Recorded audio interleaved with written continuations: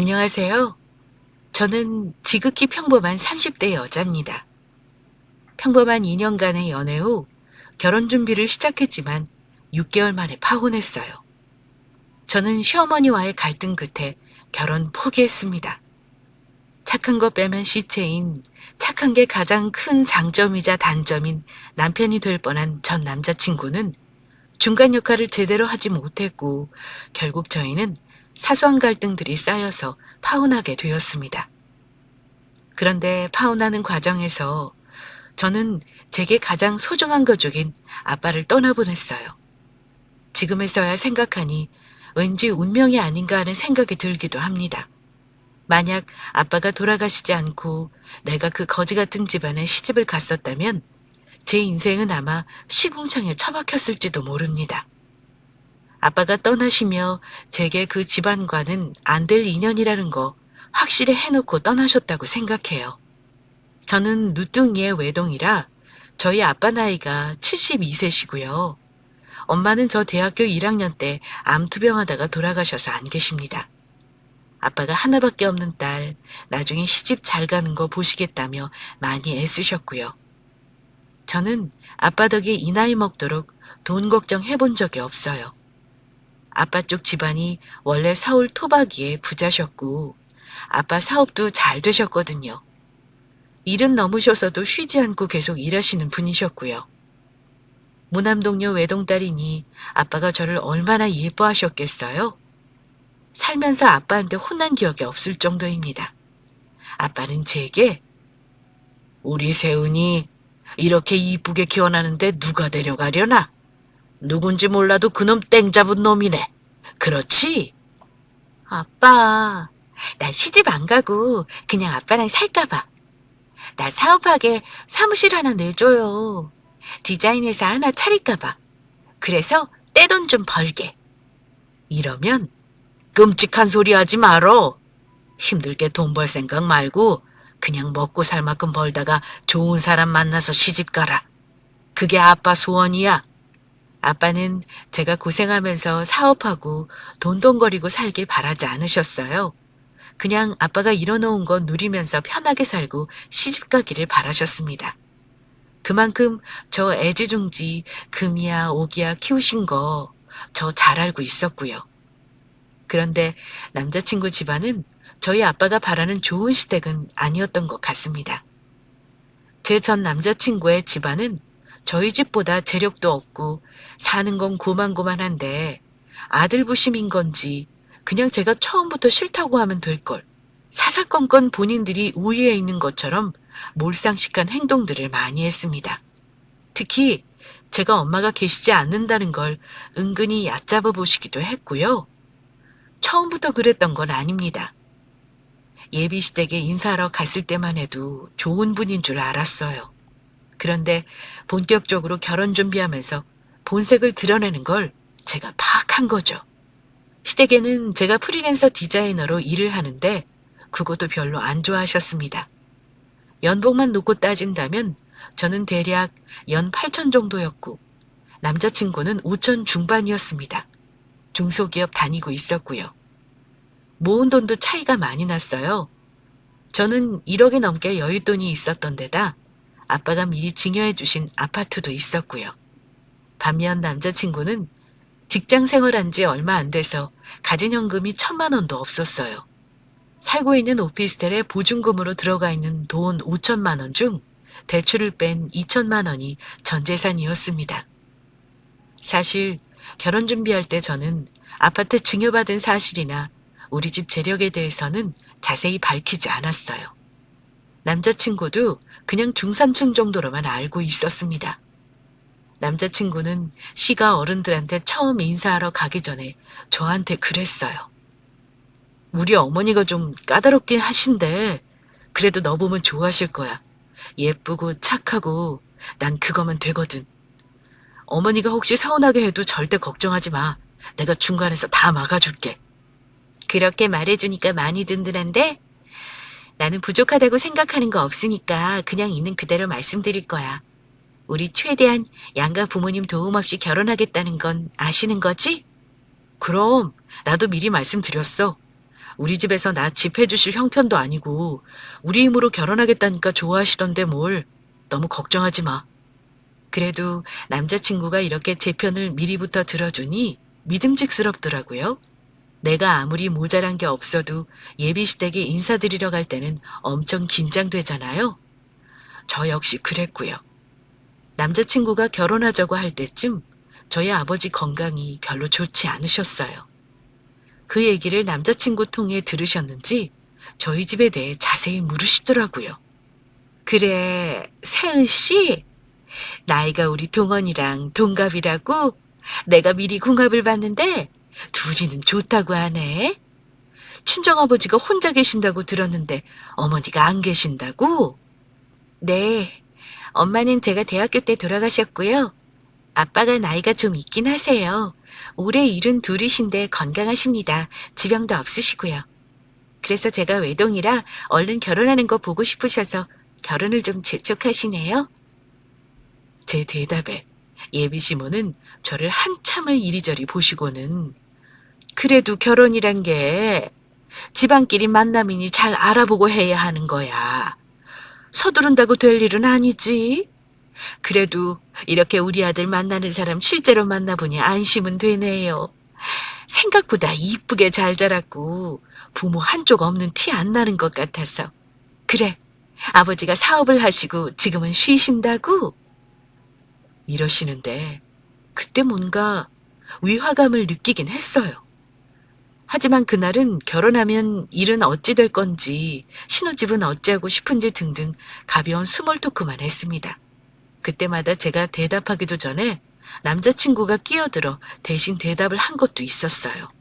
엄마, 우리 결혼하면 신혼집은 저 지금 사는 오피스텔에서 같이 살 거예요. 거기서 돈 많이 모아서 집 사기로 세은이랑 미리 의논했어요. 가급적이면 양가도움 많이 안 받는 걸로요. 이 말에 어머니는 떨떠름한 표정을 지으시긴 했네요. 혹시 아가씨는 모은 돈이 얼마나 되는지 얘기해 줄 수 있나? 아무래도 그런 걸 알아야 내가 대충 파악을 할 수 있지 않아? 신혼집을 그래도 아파트에서 구색 맞춰 시작해야지, 응? 요즘은 꼭 남자 쪽에서 집을 해가야 하는 것도 아니라니까. 아, 어머니, 제가 모은 돈은 한 1억 정도 있는데요. 제 생각에 지금 집을 사는 것보다는 동원 씨 오피스텔 뺄 때 보증금이랑 같이 보태서 그때 집을 사는 걸로 생각하고 있어요. 어지간하면 혼수 같은 것도 최대한 아끼고 싶어서요. 동원 씨 오피스텔 보증금도 대출이 있대서 그거 먼저 갚는 게 우선인 듯해요. 제가 모은 돈 얘기를 하니 예비 시모의 눈빛이 갑자기 반짝거리긴 했습니다. 솔직히 돈 1억 모아서 오는 예비 신부 많지 않다고 생각해요. 거기다 저는 친정오빠가 충분히 더 도움을 줄 수 있는 상황이었고요. 하지만 제가 그걸 마다하는 거였습니다. 그랬더니 예비 시모는 그래 뭐 네 생각이 그렇다면 할 수 없지. 어쨌거나 결혼을 한다고 했으니 상견례 날도 가급적 빨리 잡아서 양가가 뵙는 게 좋겠구나. 이렇게 말씀하셨습니다. 어쨌든 그때는 우리 생각을 존중해 주시는구나 하고 생각했어요. 저는 결혼할 때 대출을 받고 시작하고 싶은 생각도 없었지만 그렇다고 제 친정에서 남자친구 집보다 더 많이 보태는 결혼을 하고 싶지 않았어요. 물론 아빠 재산은 제가 나중에 물려받을 재산이라는 걸 알고 있었고요. 하지만 그걸 결혼 전부터 나 돈이 이렇고 친정의 재산이 이렇게 많이 있네 하며 대놓고 말하고 싶은 생각도 없었습니다. 그래서 저희 아빠 재력이나 증여받은 부동산에 대해서는 시댁에 일절 말하지 않았습니다. 그리고 한 달 뒤쯤 저희 아빠와 저 그리고 남친네 가족과 상견례도 큰 무리 없이 진행되었고요. 상견례 때 신혼집이며 식장이며 예단 예물 얘기가 나왔었는데 예비 시모가 그러셨습니다. 요즘 결혼하는 젊은 사람들은 우리 결혼할 때랑은 많이 다르더라고요. 저희는 그 댁에서 하시는 대로 의견 따르려고 합니다. 하셨고 저희 아빠도 요즘 아이들은 합리적으로 하려고 하니 저도 아이들 의견 존중해서 하겠습니다. 추후에 제 딸 아이통의 의견 주고받으시지요. 하셨습니다. 상견례 마무리하고 헤어지는데 시부모님이 좀 놀라시는 듯 했습니다. 왜냐하면 저희 아빠가 좀 좋은 차를 타시거든요. 자랑은 아니지만 벤츠 중에서도 상위 클래스 타십니다. 청파동 건물주에 사업도 크게 하신 분이라 70 넘은 나이에도 몸에 밴 품위가 있는 분이셔서 저희 아빠 분위기에 예비 시부모님들이 압도되신 것은 좀 있으셨어요. 아마 저 외동딸에 아빠 혼자 있다고 해서 은근히 무시하는 마음 있으셨던 것 같은데 막상 만나보니 저희 아빠한테 풍기는 분위기를 보고 보통 집안 아니구나 하고 분위기 파악하셨겠죠. 상견례 하면서 오고 가는 대화에 아마 저희 아빠가 딸 혼자 힘들게 키운 가난한 양반이 아니구나 하는 거 분명 아셨을 거예요. 그런데요, 양가 상견례 후 시어머니가 제 남자친구에게 대체 뭘 들은 건지 결혼 준비하며 마음 상하는 일이 생기기 시작했습니다. 가장 트러블이 많이 있었던 것이 예단 문제였습니다. 저희 날짜는 부모님들이 잡으셨고 식장이나 다른 사소한 것들은 저희가 알아서 하라고 하셔서 정신없이 바쁘게 지냈습니다. 그리고 상견례 할 때 예단 문제에 대해 시부모님도 소탈한 모습을 보이셨기에 예단에 큰 욕심이 없으신가 보다 하고 생각했고요. 그래도 아무것도 안 하는 건 저희 아빠가 반대하셨어요. 세은아, 아빠가 너 원하면 집 살 돈 해줄 수도 있어. 그거 싫으면 너한테 증여해준 아파트 전세 기간 끝나고 들어가 살아도 되지 않겠어? 하나밖에 없는 딸내미 시집 보내는데 아빠가 해주는 게 너무 없는 것 같아 그런다. 아빠, 동원시 오피스텔도 1년이면 계약 끝나요. 지금 옮기면 이사 비용에 복비에 우리가 너무 손해가 많아서 그래. 거기도 대출이 껴있어서 일단 그거 갚고 보증금 최대한 가지고 나가야죠. 거기 사는 동안 돈 더 모으는 게 이득이라니까요. 그때 가서 집을 또 살지 아니면 제 아파트로 들어갈지 결정할게요. 그럼 예단은? 네 시어머니가 별다른 말씀 없었어? 예단 예물시댁에서 아직 아무 말 없으면 아빠 생각에 이서방 오피스텔 대출금 3천을 아빠가 갚아주고 나중에 너희들 집 살 때 아빠가 도와주는 게 나을 것 같은데. 아빠, 제 생각도 그게 나을 것 같아요. 제가 동원 씨 통해서 말씀드려 볼게요. 그 후 남자친구를 통해 예비 시모에게 이런 의견을 전달했습니다. 예단 예물을 생략하고 남자친구의 대출 3천을 갚아주고 나중에 집 살 때도 도와주시겠다 하는데 어떻겠느냐고요. 물론 예단 안 한다고 해서 아무것도 안 할 생각은 아니었어요. 양쪽 부모님 결혼식 때 입을 옷 한 벌씩이랑 오래돼서 바꾸고 싶은 가전 하나쯤은 해드릴까 하고 마음속으로 생각은 하고 있었습니다. 그리고 솔직히 저는 그런 조건이면 당연히 시댁에서 오케이 하실 줄 알았습니다. 제가 모은 1억은 나중에 분명 집을 마련하겠다고 말씀드렸었고요. 그런데 얼마 후 예비 시모가 제게 직접 연락을 하셨더라고요. 그런데 제가 하는 말씀을 듣고 조금 놀랐습니다. 예비 시모는 제게 그러셨어요. 내가 알아보니 요즘 결혼할 때 집은 부부끼리 그냥 알아서 한다더라. 근데 생각해보니 예단은 사용할 곳이 좀 있어. 우리 집안이 식구들이 좀 많아? 그러니 얼마간 현금으로 마련해 보내줬으면 한다. 이러시길래 저는 기분이 안 좋았지만 애초에 예단 어떻게 할지 물어본 건 저였으니까 말씀드렸습니다. 그럼 어머니 예단 1,000만 원 하고 나머지는 동원 씨 대출 갚아주는 걸로 하면 어떨까요? 했더니 요즘 예단 1,000만 원 하는 집 없다. 3천 정도로 친정아버지한테 말씀드려보렴. 하시는데 솔직히 거기서 감정이 많이 상했습니다. 물론 저희 아빠 그 정도 돈 충분히 주실 분이십니다. 하지만 처음부터 저희가 결혼하면서 양가 도움 안 받겠다고 했고 제가 모은 돈도 나중에 집 사는데 사용하겠다는 거 아무 말 안 하셨으면서 상견례까지 다 마친 이제 와서 예단비 요구를 하시는 게 이해가 안 갔습니다. 따지고 보면 예비 시댁에서는 아들 장가 갈 때 해주는 거 없었습니다. 남자친구가 살고 있는 오피스텔도 대출 3천만 원도 저희 아빠가 갚아주시고 나중에 보증금 5천 그대로 집 사는 거에 보태라는 건데 시댁에서 고마워해야 하는 거 아닌가요? 그래서 저도 물었습니다. 그럼 어머니, 예단에 맞춰서 함도 준비해 주실 건가요? 그랬더니 어머님이 넌 뭘 그렇게 계산적으로 따지니? 요즘 함을 누가 한다고? 필요한 건 내가 알아서 준비해 줄 테니 걱정 말아라. 그리고 말이다.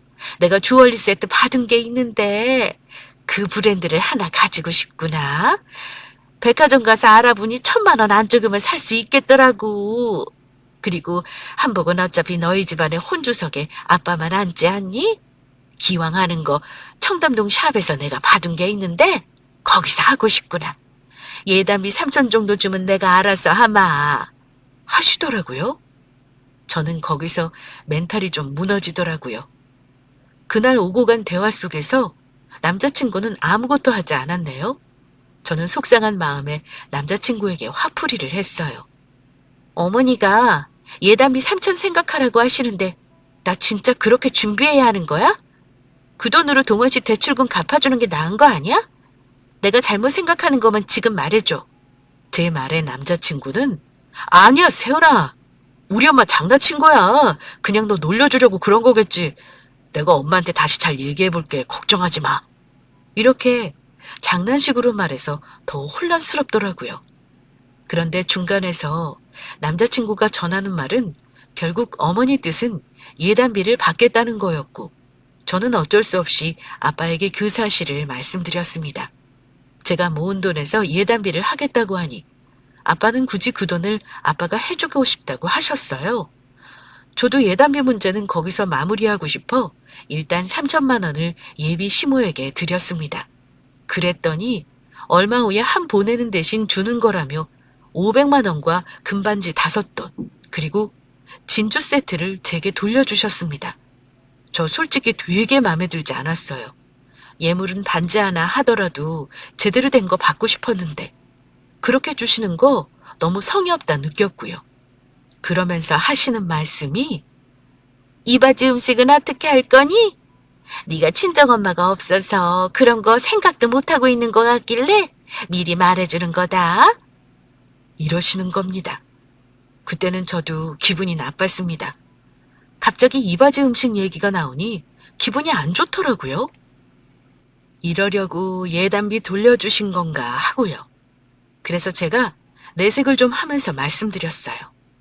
어머니, 저희 최대한 간소하게 하려고 예식도 저렴한 데서 하고 패백도 생략하고 하는데 갑자기 이바지 음식 얘기 나오니 좀 당황스러워서요. 저희 아빠 나이도 많으시고 그런 거 어차피 제가 해야 하는 건데 그럴 정신이 없기도 하고요. 그랬더니 어머니가 그래?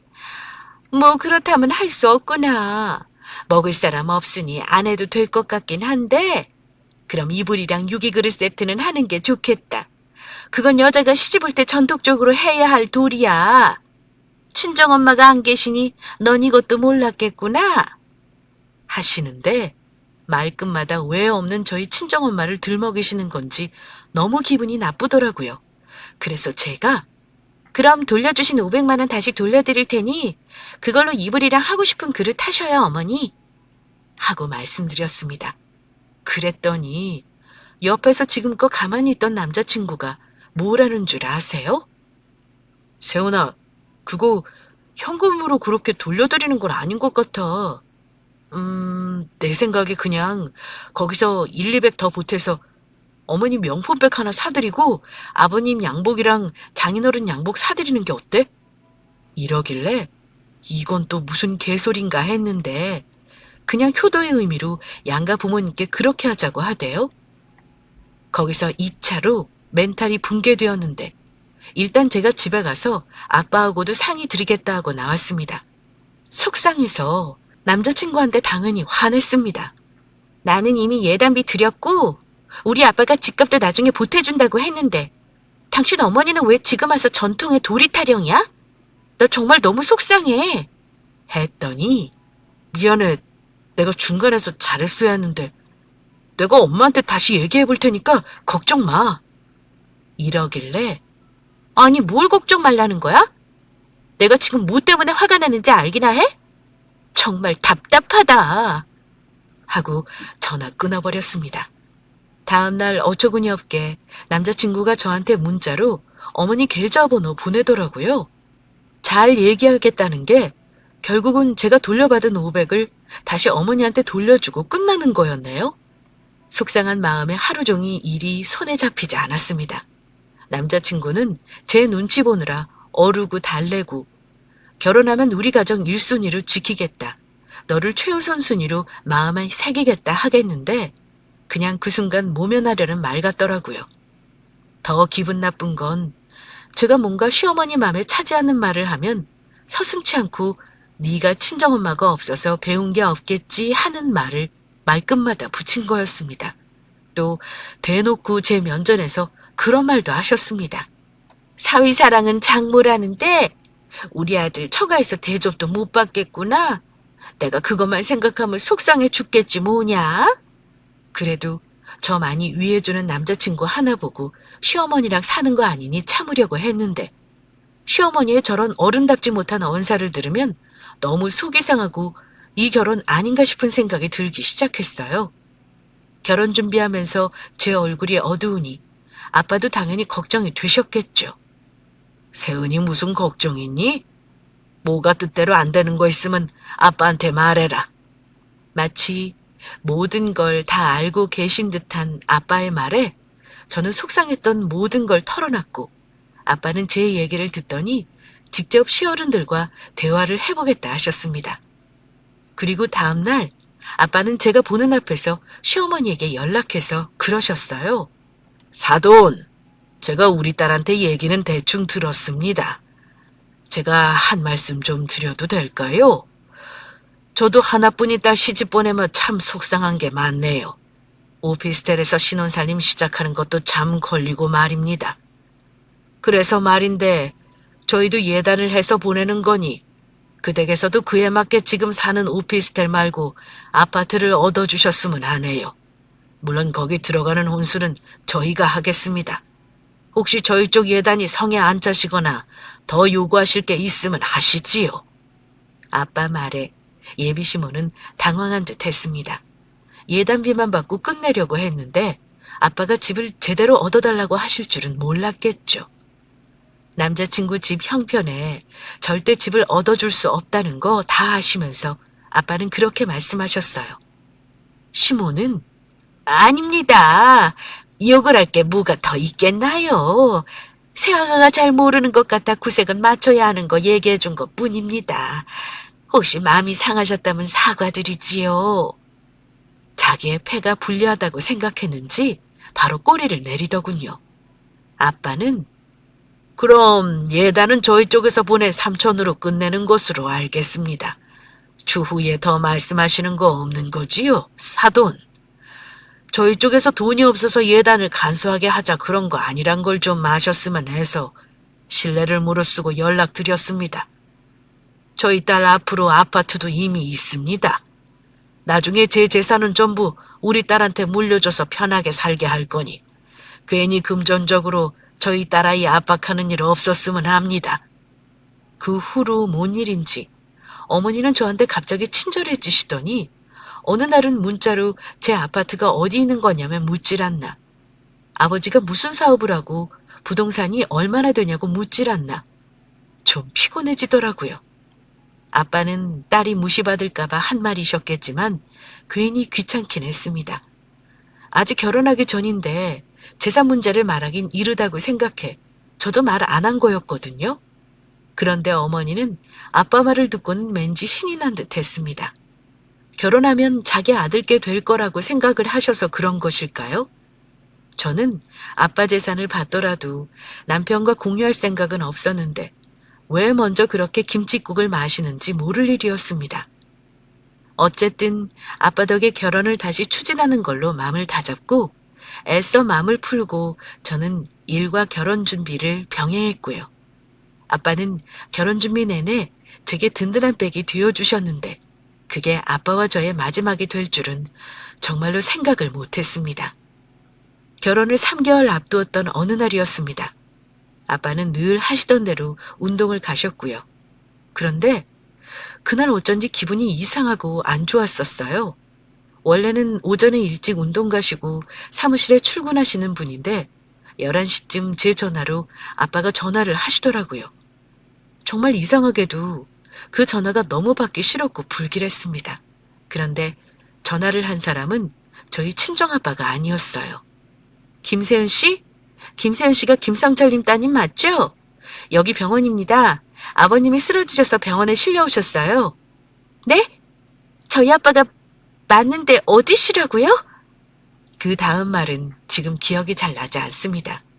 저는 아빠가 쓰러졌다는 말에 너무 놀라 어디 병원 응급실만 기억하고 정신없이 병원으로 달려갔습니다.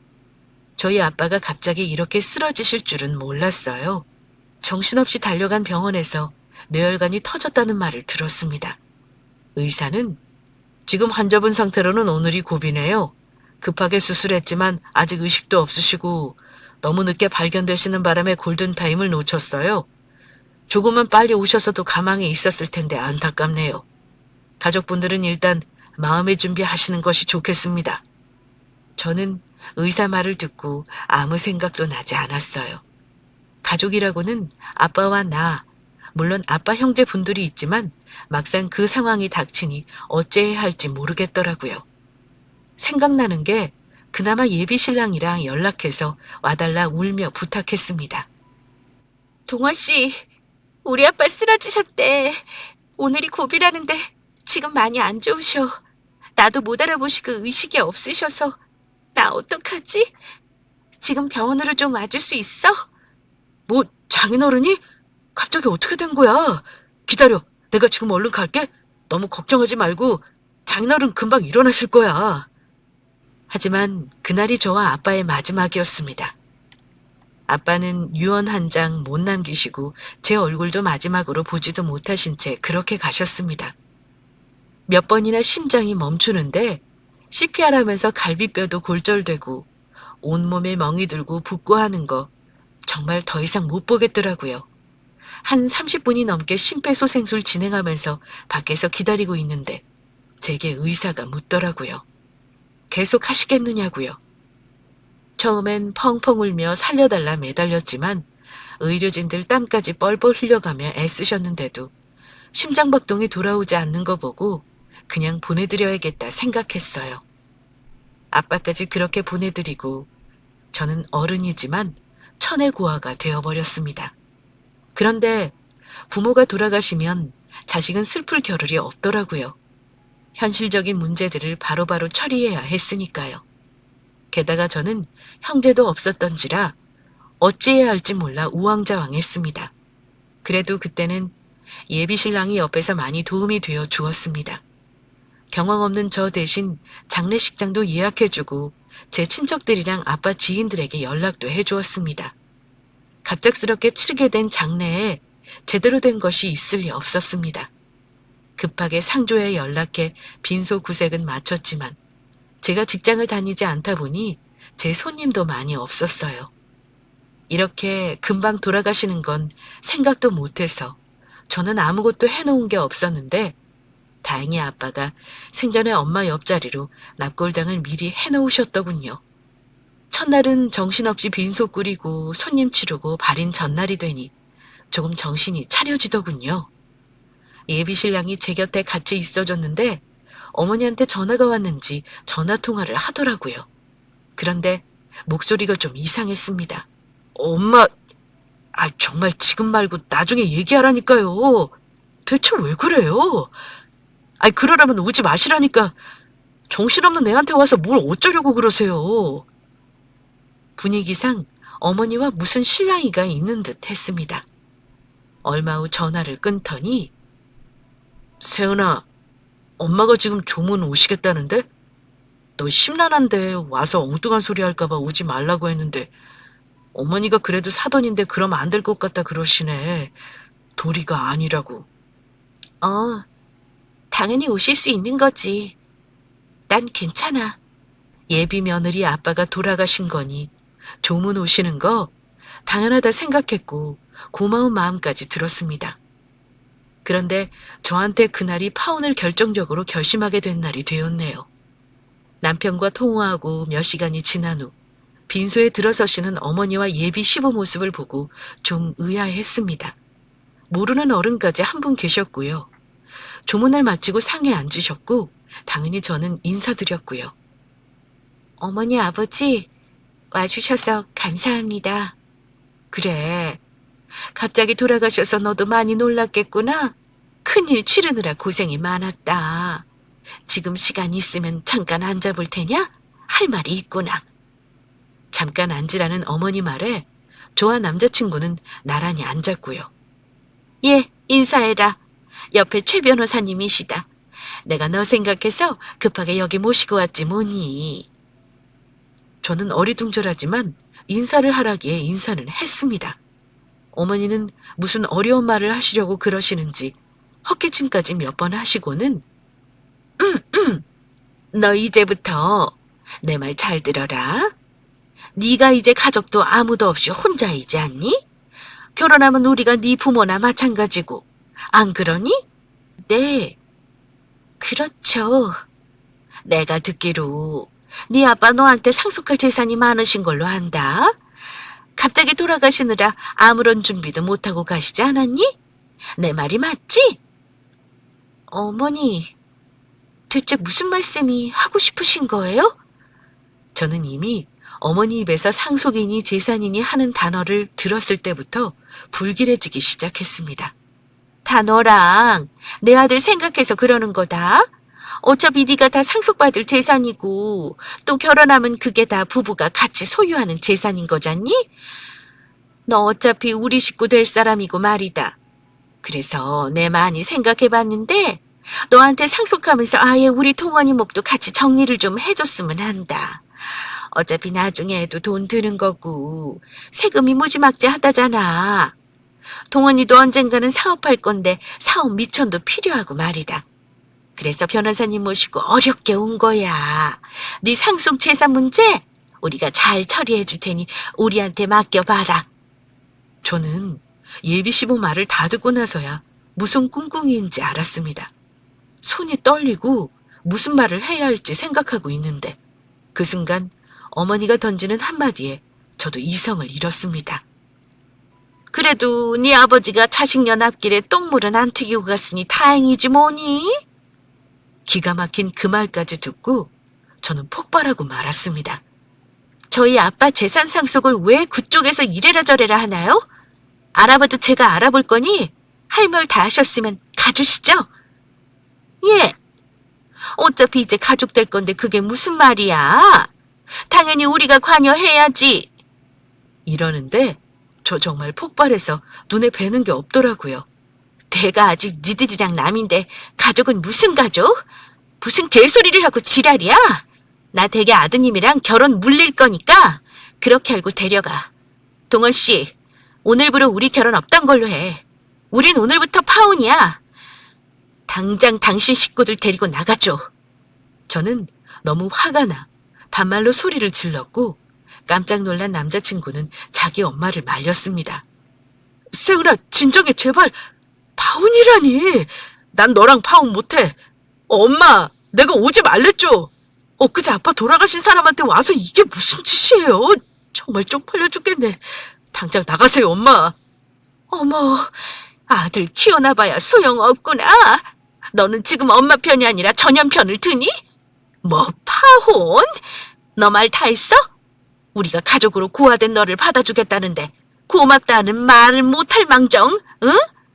계속되는 망발에 남자친구는 자기 식구들과 변호사를 데리고 장례식장을 나갔습니다. 주변의 수군거림을 듣고 아빠 친척들의 황당한 표정을 보며 저는 그 집안과 파혼 결심을 굳혔고요. 제가 아무리 결혼에 미쳐있고 이 남자에게 목맨다 해도 부모님을 욕보이는 짓은 할 수가 없었습니다. 남자친구가 아무리 좋아도 저런 시어머니 밑에서는 절대로 행복할 수 없겠다고 느꼈고요. 이미 남자친구의 술에 물 탄 듯 미지근한 행동에도 정이 떨어질 대로 떨어졌습니다. 남자친구가 나간 후 그 가족들은 다시 장례식장에 찾아오지 않았습니다. 남자친구는 몇 번이고 연락했지만 오면 죽여버리겠다는 제 말에 겁을 먹었는지 안 오더라고요. 아빠 장례는 친척들의 도움을 받아 겨우 마무리하고 얼마 후였습니다. 남자친구는 매일 연락을 했지만 저는 이미 짝의 마음이 식은 터라 파혼하자는 말만 되풀이하고 있었고요. 저는 이미 정리가 끝났는데 그 인간만 정리를 못하고 있었죠. 남자친구는 제게 애원하다시피 말했습니다. 세연아, 내가 부모님과 연을 끊을게. 그동안 태도 확실하게 하지 못해 미안하다. 나 없으면 안 되는 거 알잖아. 제발 나 좀 받아주라. 하며 전화를 하는 건 물론 찾아오기까지 했습니다. 혼자 애 같아서 그러는 건 알지만 그쯤 되니 저도 일상생활에 방해가 되더군요. 한 번만 더 찾아오면 스토킹으로 경찰에 신고할 거야. 이미 나는 의사 전달했고 당신 엄마가 나한테 어떻게 했는지 봤잖아. 그거 봐놓고 나한테 이러면 안 되는 거지. 앞으로 정말 볼 일 없길 바랄게. 그 이후로 혼자 괴로워하는지 문자만 오고 찾아오는 일은 없었습니다. 그런데 아빠가 돌아가시고 한 달이 다 되어갈 무렵에 남자친구 엄마가 저를 찾아왔더라고요. 근데 그 모습이 장례식장에서와 모습과는 사뭇 달랐어요. 예, 지난번에는 내가 너무 경솔했던 것 같구나. 장례 치르느라 경황도 없었을 텐데 말이다. 지났지만 내가 미안하구나. 듣자니 네가 결혼 안 하겠다고 했다며? 동원이가 요즘 얼굴이 말이 아니야. 상심을 많이 한 것 같더라. 아들이 너를 좀 좋아했니? 그래서 말인데 그냥 없었던 일로 하고 결혼 그대로 추진해야지 않겠니? 이미 친척들도 다 알고 있는데. 남자친구 엄마 말에 저는 단호하게 말했습니다. 아니요. 분명히 말하지만 저와의 인연은 댁에서 먼저 끊은 거니 마찬가지예요. 더 이상 이 일로 괴롭히면 저 경찰에 신고하고 고소까지 할 겁니다. 댁의 아들이 제 재산 못 가져가는 게 그렇게 억울하세요? 원래 본인들 것도 아니면서 그런 욕심 내는 거 뻔뻔한 거 아닌가요? 돌아가 주시죠. 입에서 고소한다는 말까지 나오자 남자친구 엄마는 정말 물 건너갔다는 생각에 아차 싶었는지 연신 이 말만 반복했죠. 미안하다. 다시 생각해주면 안 되겠어? 우리 동원이가 회사도 안 나가고 그냥 폐인처럼 지낸다. 응? 다시는 저 찾아오지 마세요. 이미 식장이라 저부 취소했으니까요. 오늘이 마지막인 걸로 알게요. 제가 경찰을 부른다며 강경하게 나오니 돌아가셨지만 그 후로 남자친구 엄마는 밥 먹고 전화밖에 하는 일이 없으신지 잦은 연락과 집 앞에서 난동을 부리시는 등 별별 짓을 다 하면서 제 일상에 피해를 주셨습니다. 실제로 경찰을 부른 적도 있었고요. 미안하다, 내가 잘못했다 하시면서도 밤에 술을 드신 건지 내 아들 너 때문에 인상 망했다며 아깍 질러대시고 부모 없이 자란 티 너무 많이 낸다느니 네 팔자가 다른 집 부모 자식 간의 연도 끊어내는 팔자다 저주를 하시더라고요. 결국 저는 다른 곳으로 급하게 하고 전화번호도 다 바꿔버렸습니다. 그러고 나서 지금까지 잠잠하게 지내고 있어요. 벌써 1년이 넘게 지났으니 이제는 끝이라는 생각이 들긴 합니다. 그 후 건너 전 남자친구가 회사를 그만뒀다는 소식만 들었습니다. 그 사람 엄마의 지나친 욕심이 결국은 아들 하나 인생 망친 거죠. 가뜩이나 심약한 사람인데 저와의 파혼이 상심이 컸던 것 같네요. 그런데 희한하게도 저 역시 파혼하고 화나고 상처도 받았는데 폐인이 된 남자친구와는 달리 더 열심히 살아야겠다는 생각이 들더라고요. 보람짓이 더 행복하게 잘 살겠다는 생각으로 하루하루 버티니 또 잘 살아지더라고요. 제가 파혼하면서 느낀 게 아무리 남자가 중간 역할을 잘한다고 해도 진짜 시가족 인성이 엉망이면 아무런 소용이 없다는 거네요. 마치 내가 녹음기랑 대화하는 느낌이랄까요? 녹음기는 계속 똑같은 말만 하잖아요. 자기 입장 말 말하고 아무것도 못 듣고요. 예비시댁이 딱 그랬어요. 남자친구는 가족이랑 인연을 끊겠다고 말했지만 자식과 부모 사이가 그렇게 쉽게 끊어지는 게 아닙니다. 그건 제가 확실히 알아요. 만약 그 말 믿고 결혼하잖아요? 그럼 어떻게 될까요? 그렇게 되면 여자 하나 잘못 들어와서 가정이 파탄이 났다는 소리 고스란히 여자인 내가 듣고 견뎌야 하는 순간이 옵니다. 결혼 준비 과정에서 예비 시댁과의 갈등이 분명히 있을 거예요. 그걸 참고 가느냐, 멈추느냐는 본인의 몫인 것 같아요. 배우자에게 중간 역할 바라지 마세요. 아무리 중간 역할을 잘한다고 해도 시댁 가족이 상식 이하면 결혼에서도 반드시 문제 생깁니다. 저와 같이 시댁이나 처가 문제로 갈등이 있는 분들이 이 글을 보고 한 번쯤 생각해 보았으면 해서 이 사연을 드립니다. 그리고 파혼하는 거 너무 고민하지 마세요. 이만큼 만났는데, 이만큼 진행했는데, 아까워서 포기 못하니까 결혼한다? 그건 아닙니다. 쉽지 않은 선택이긴 하지만 1, 2년 빨리 결혼하고 싶어서 우리 30년 인생이 힘들어질 수 있어요. 결혼이 사랑만 가지고 되는 건 아니더라고요. 결론부터 까놓고 말하자면 이 남자랑 정말 결혼해도 될까 하고 망설이는 부분이 하나라도 있다면 결혼에 대해 다시 생각해 보시기 바랍니다. 사랑만으로는 커버가 안 되는 게 결혼이니까요.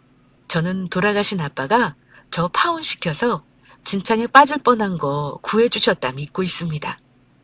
앞으로 제 인생 더 소중히 생각하며 열심히 살려고요. 제 사연은 여기까지입니다. 긴 사연 들려주셔서 감사합니다.